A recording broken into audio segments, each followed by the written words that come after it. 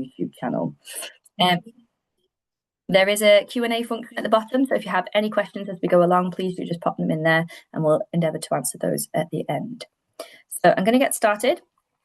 So the Young Economist of the Year competition is run by Discover Economics, and we are a campaign that aims to broaden the appeal of economics to potential students, change the perception that's out there about economics and economists, and attract more students, hopefully from underrepresented groups, so sort of women, state school, further education, college students, and minoritized ethnic groups to consider studying economics in the future.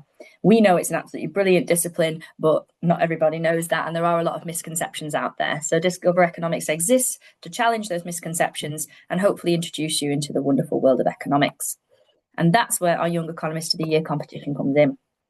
So it's sponsored by KPMG UK, and it aims at encouraging students in years 10 to 13, and that's or equivalent in Scotland and Northern Ireland, to produce their own ideas in analysing contemporary economic problems. We are hosted by the Royal Economic Society, and we welcome entries from students who are interested in economic issues. This doesn't mean that you have to have studied economics before. In fact, we'd encourage you, if you've never thought of economics before, to get involved and start thinking about some of these issues because they will affect you. The Royal Economic Society also welcomes a diverse range of contributions and insights on the topics, which are themselves very diverse and interesting as well. So to enter, you have to be in years 10 to 13 in England or Wales, year 11 to 14 in Northern Ireland, or S3 to S6 in Scotland or equivalent. At the moment, we can only accept entries from UK-based students, and the competition is free to enter. As I've said, you don't need to be studying economics, and you can work on your entry as an individual or in a group with up to 4 other students, so a group of 5 maximum. If you go to an independent school, obviously that's absolutely fine, but we do promote mixed group entries. We think that it's brilliant when we get entries from students who go to different schools, different types of schools, so we always encourage that diversity as well, but that's not necessary. This year, our topics have been decided in conjunction with many different industry partners, and they are diverse and interesting, so there's loads here to sink your teeth into and really have a good time researching. So the first one is a country truly wealthy if it has high GDP, but its citizens are unhappy? The second one is free trade creates winners and losers. Is it desirable? Thirdly, we've got, should dynamic pricing be allowed for mega events like concerts and gigs, festivals and sports finals? Fourth one, should billionaires exist in a well-functioning economy? And finally, how will AI affect long-run economic growth in developed countries? So you choose one of those 5 topics, you don't have to answer them all, and you're going to consider it and come up with your own argument basically on that topic. Now, in terms of entry format, you've got a choice. So you can have it as a written or a media format. If you're going to choose the written format, that would be like a blog, basically, no longer than 1,000 words. So that might sound like a lot, but once you get started, I think you'll find that 1,000 words is fewer than you think you might need to explore those topics. If you choose media, then you can choose to make a video, a podcast, or a presentation. And whichever one of those you choose, when you record it, it should be a maximum of 5 minutes long. You can either be an individual, as a group, as we said, and you must not use any applications such as ChatGPT or other forms of artificial intelligence. We do screen those entries out using our own software, so please be very careful because you just simply won't be credited. Finally, you do have to acknowledge the use of information material from other sources.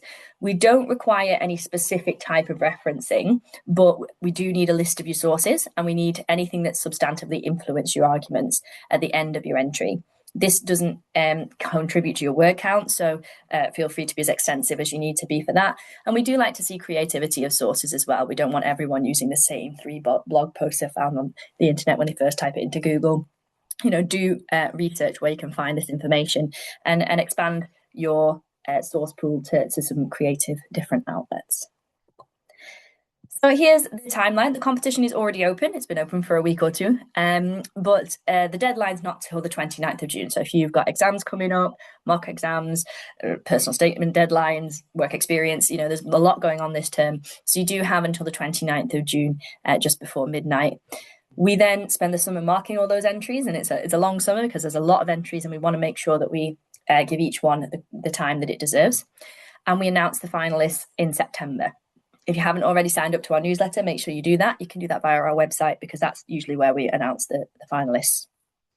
There are 5 finalists chosen, 1 for each question, and then those finalists come to a final in October at KPMG in Canary Wharf. It's a brilliant event. We have loads of industry experts there, a panel of esteemed judges, and they'll ask you some questions, you'll present to the audience, and finally, ultimately, a winner will be crowned. So submit your entry using the online portal that's on our website. So if you go to our website, the first thing that pop up is a link to our page about the Young Economist of the Year competition. So it should be really easy to find. If you're submitting as a team, then one team captain will submit for the group initially, but then team members will be sent an individual link to fill out their personal information. You should receive a link that confirms your submission and a submission ID, and you will be able to edit your submission until the deadline. If you have any issues at all with the submission form, then that's my email address, abby@res.org.uk. At this point, I'm going to pass over to 2 of our winners from last year, because I did say we crowned a winner, but last year the standard was so high that the judges were split on which entry they felt was the best. So we've got 2 of our winners here. One is Ishwa Nawaz from Dartford Grammar School for Girls, and one is Lucas Day, who was part of a winning group of students from King's College, Wimbledon. So I'll pass over to Ishwa first. She's just going to share some of her experiences and her thoughts on the competition, and maybe a little bit of advice as well. Okay, thank you, Abby, for that. So, hi, my name is Ishra, and as you heard, I'm one of the winners from last year. So, in terms of why I actually entered the competition, it was purely because I was quite interested in the topic that I chose, which was about falling birth rates. And I had seen it basically everywhere, from fiction to headlines and political debates. And I wanted to understand the real story behind it, as well as the economics, as opposed to surface level takes. I think when people think of essays, they push aside the process behind it, which is not the case. The essay writing process was quite less linear than how it looked than in the final version. I did not start with a clear argument, and instead I started with a brainstorm. So literally writing everything that seemed relevant without filtering. Some of it was economic, but some of it wasn't. And I think that messy explorational phase was actually quite helpful for me, because it gave me space to figure out what I actually thought before trying to shape into something more polished. So that's my first piece of advice, don't rush into writing. I also realized that I kept coming back to the same underlying argument. So instead of trying to cover every aspect on the topic, because it's quite a big topic, I had something more specific to hang my argument on. I would say let your argument emerge more naturally from your exploration. Once I had that focus, I got more structured. I started mapping out how each section would link back to my central claim before I started writing my full essay out. And I also looked at economic models to understand the assumptions, and I brought back alternative perspectives to the question where they fell short. So research-wise, I used a mix of academic papers, commentary, and data, but, and this is my third piece of advice, I would be quite deliberate about keeping my focus quite narrow. I knew that if I tried to include everything I read, I would quite quickly lose clarity. So instead, I stuck to one detailed case study and one counterexample one. Everything else got cut. Being willing to remove things which are already researched is probably the hardest part of the writing process, but it is essential. So also, I don't know if you could tell, but I entered by myself. So working independently did have its pros and cons. I would say one of the cons was that I had no real feedback when I was actually writing my essay. So I did have to trust my judgment and keep on refining, but it was quite fun to write my essay. And yeah.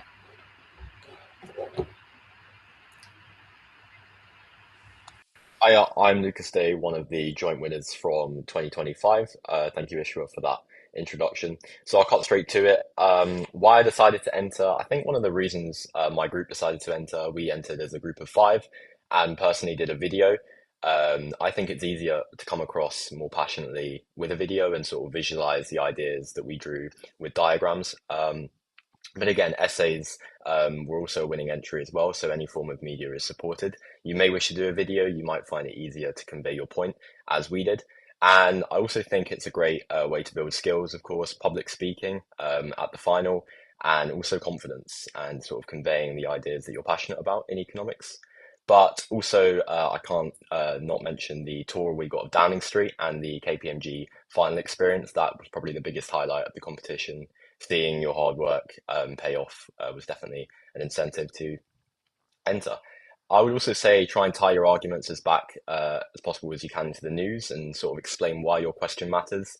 again, economics, it's all about real world, it's all about perspectives. So you want to make sure you're contextualizing these things where possible too. And yeah, I'd say get involved and trust your instincts. The range of entries was really diverse, and best of luck to everyone who enters. Thank you very much to our winners from last year. There's some really useful insights there. As Lucas mentioned, we do take our finalists down to London in sort of September time to have a tour of HM Treasury and Downing Street. And that's something that we are in the process of confirming again for this year. It's an absolutely brilliant day. You get to meet the other finalists before the actual final. I think it makes everyone a little bit more confident and relaxed. And it's also just a bit of an unforgettable experience to be able to go down and speak to the chief economist at the Treasury and see that sort of environment where economics thrives. So that's something that we're hoping to replicate this year.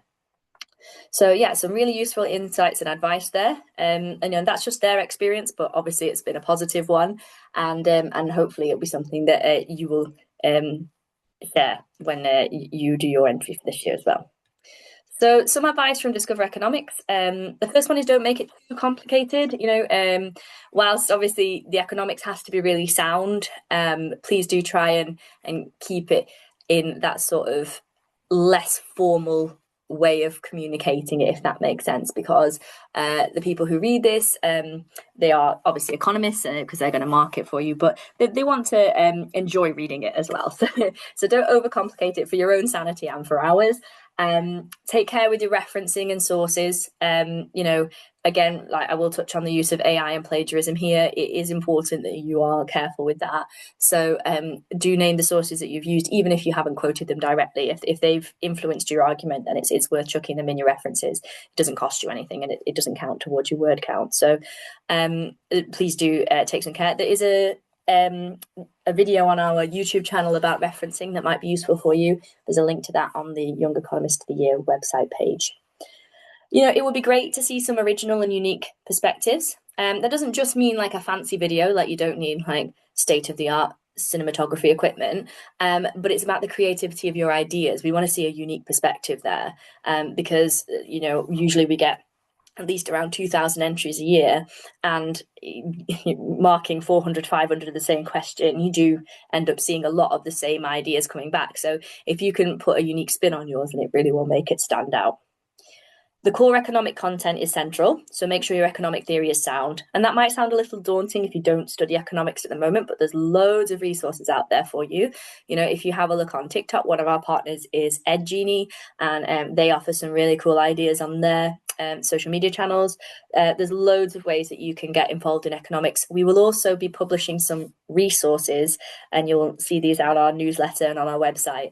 So these are basically like lesson plans that you can follow to sort of scaffold your ideas and build up an essay plan from the beginning. So if you're kind of thinking, I don't know where to start, then have a look out for those. They'll be coming in the next few weeks, and it might help you choose the question you want to go for, but it'll definitely help you to think about how you're going to structure your argument, whether that's a video, a media format, or a written essay.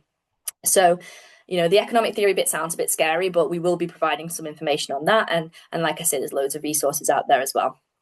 The judges like to see diversity of views, so don't worry if your view isn't necessarily the mainstream one. We've chosen some topics that are a little bit contentious or might spark some debate, and we've done that on purpose because it's more interesting that way. Please try not to include any identifiable information about yourself in the submission. We have had in the past sometimes when you download things from your Google Drive and upload it, it automatically puts your name in the title. Don't worry about that too much, but don't be writing your life story in your essay, please. And then, more hints and tips do come out across the competition period, so please do follow us on social media, but ultimately definitely sign up to the newsletter, because that's where we will be giving most of the information out. And like I say, those all important resources will be promoted on there as well. So that's our advice.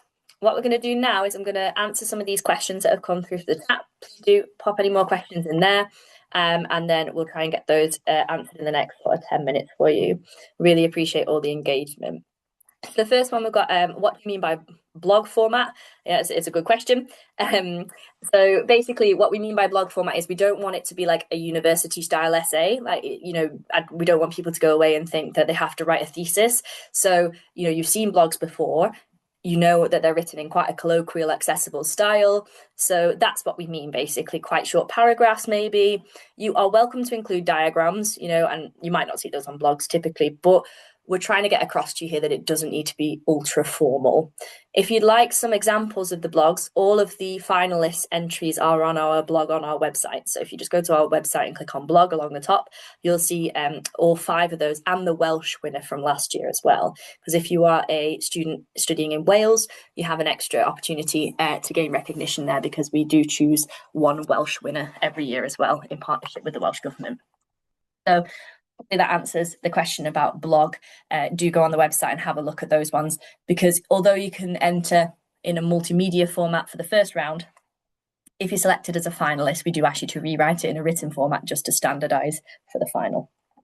So all those finalists from last year have written a piece that's on our website.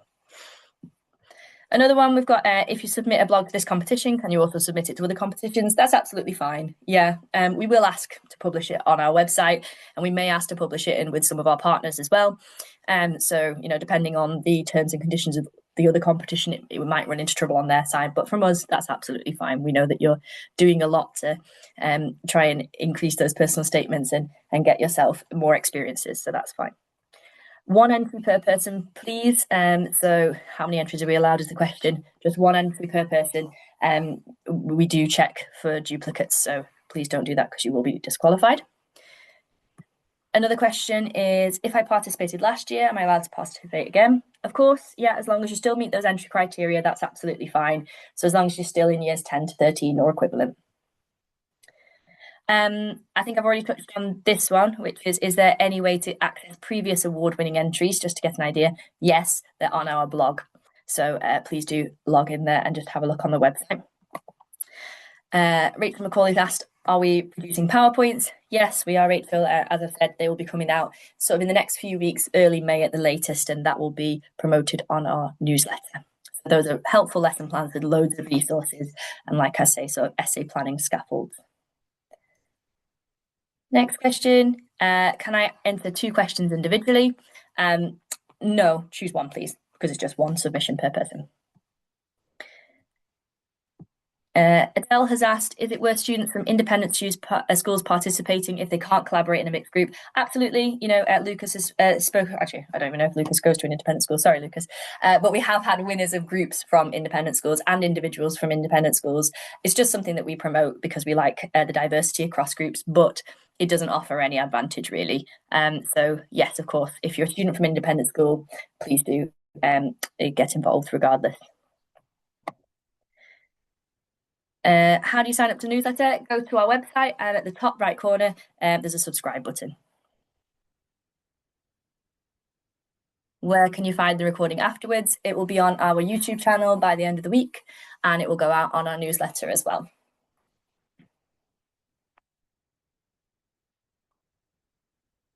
So Florence has asked, can we use AI as long as we declare it or not? No, we're not allowing the use of AI in the process, and we do screen the entries for the use of AI. So please don't use it because your entry will be disqualified. Someone's asked, in a written entry format, do the judges take formatting into account? It's a good question. Not really, because as long as they can read it, that's fine. But just try and think about how easy it will be for them to open it. Word documents, Google Docs are probably the best way to upload it onto our submission portal, because what you don't want is for it to open in Notepad and just be a load of nonsense. So as long as they can read it, I'm sure your formatting will be fine. Okay, so I'm just checking. We've had some that we've already answered. Yes, you're allowed to include photos and diagrams in a written entry. Of course, yeah, that's absolutely fine. How many sources should be referenced in the writing? Basically, however many you use. So anything that you use, put it in your references. Sometimes that's 1, 2, 3 pages long. Don't worry about that. That's absolutely fine. If you used it, reference it.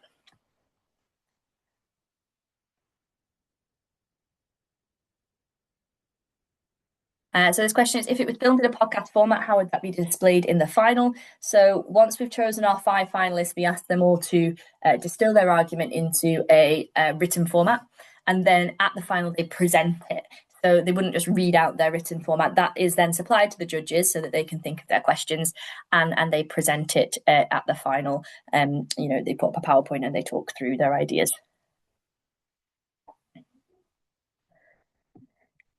There is a 1,000 word count limit. Someone's asked, what are the bounds and will we be penalised? Yes, unfortunately, it does get factored into the marking criteria. So there is a point deduction if you go over the word count. So please do try and stick to 1,000 words.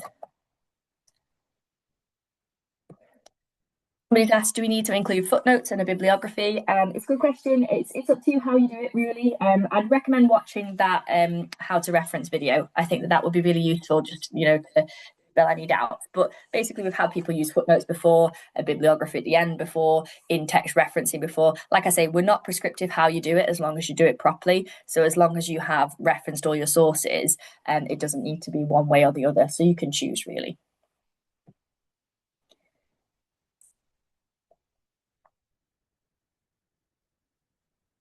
The final submission is judged as the written format. So the judges only see the final piece that you produce in September. So if you've done a video to begin with, that might get you through to the final. But then in order to level the playing field between all of the participants in the final, we ask for a written piece and a presentation. So is the final submission judged as the original format or the written format? It's more based on the written format and the presentation and how you answer questions in that final.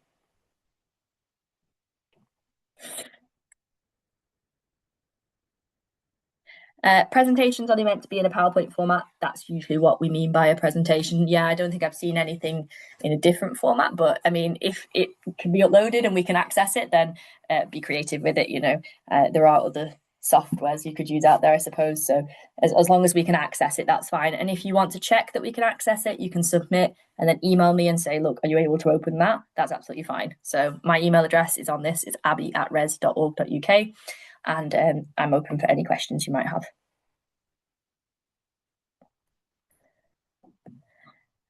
With a blog, how many words do diagrams count for? Diagrams don't count towards your word count, so don't worry about that. We do still have quite a lot of open questions. I'll try and get through as many as I can in the next 5 minutes. If I don't get through all of them now, then I will add them to our FAQs page on the website. So please do keep a lookout there if your question isn't answered now. Someone's asked how and where do I submit my presentation. So if you just go to our website, there'll be a pop-up box within a couple of seconds and it takes you to the page where the submit button is basically. So it's through an external software and you just type in the fields and attach your presentation. Looking forward to seeing it. Videos should be 5 minutes long maximum, please. And you can also attach a bibliography as a Word doc. Maximum amount of people per group is 5. Yeah, it's absolutely fine for students in a group to be of different age groups as long as they're within that year 10 to 13 or equivalent range at school.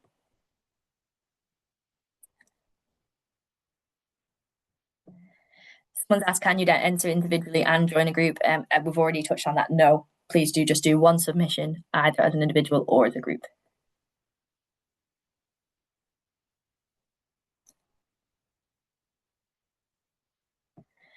Someone's asked, is there any benefit to being in a team or applying as an individual? No, unless you've done a video and you're actually participating in it, it's unlikely that the markers would really know that necessarily anyway. But no, there's no benefit to being in a team or as an individual.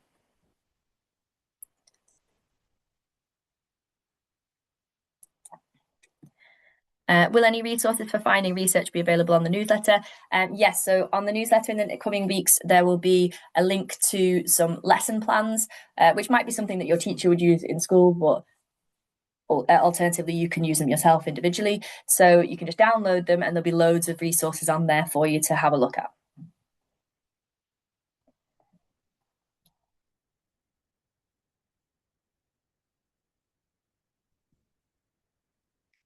I'm just checking through now because I think we've answered quite a lot of them, but there are still some left. So I'll just see if we can get another couple answered before we finish. Someone's asked, will a Welsh winner get the chance to see the Welsh government? It's a good question. We've had 2 Welsh winners now, and I believe that they have been to the Welsh government for a look around, and they've been visited by some senior Welsh economists. I can't exactly remember who they are now, but they do arrange something for that Welsh winner to mark that achievement, yes. Someone's asked, will I get a certificate for participation? We choose 25 commended entries, and then the 5 finalists are selected from those. If you are a commended entry, then you get a certificate emailed to you digitally, and if you are a finalist, then you get a printed certificate, and obviously the winner gets a trophy as well. How is the final decided? That's decided by the judges. We've had a judging panel made up from people from the Financial Times, the Health Foundation, the BBC, really highly esteemed economists, and they decide ultimately. But it's based upon the presentation and the Q&A during the final.